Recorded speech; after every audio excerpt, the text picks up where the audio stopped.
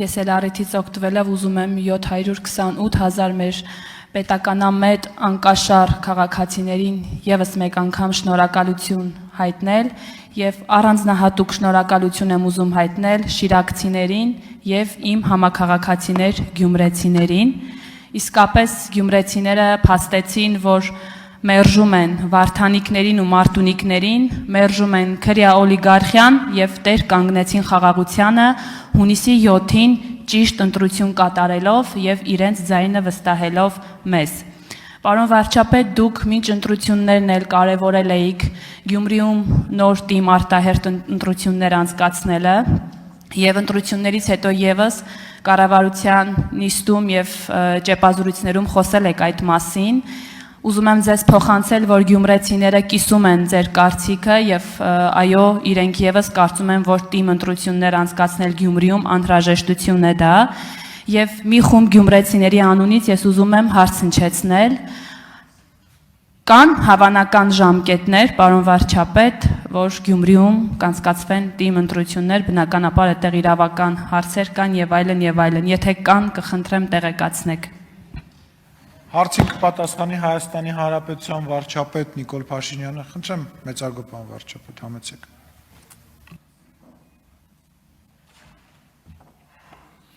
Շնորհակալ եմ հարցի համար, ես կարծում եմ, որ գյումրեցիները առաջին հերթին իրենց քվեարկությամբ են արտահայտել իրենց մոտեցում այդ հարցի վերաբերյալ եւ ելի եմ ասում, մենք միշտ նաեւ քվեարկության արդյունքները դիտարկելիս պետք է ընտրակաշառքի փաստը հաշվի առնենք,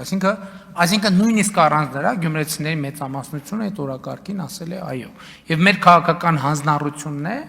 այդ օրակարգը տեղ հասցնել։ Հիմա մենք աշխատում ենք եւ քննարկում ենք, մշակում ենք կոնկրետ սցենարներ եւ այդ սցենարներով կառաջնորդվենք եւ դա իհարկե կդառնա հրապարակային։ Հիմա ժամկետներ չեմ կարող ասել, խորհրդարանը կձևավորվի, կառավարությունը նոր կձևավորվի եւ դրանից հետո արդեն, բայց կարող եմ մի բան ասել, որ այսօրվանից արդեն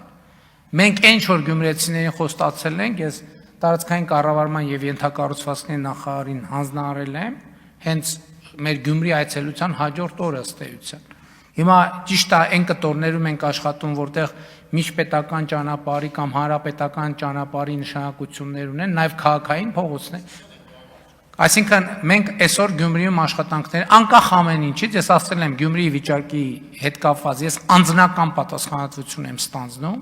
գյումրեցիների առաջ ստանձնում եմ անձնական պատասխանատվություն։ Մենք այդ աշխատանքները արդեն անում ենք եւ շարունակելու ենք,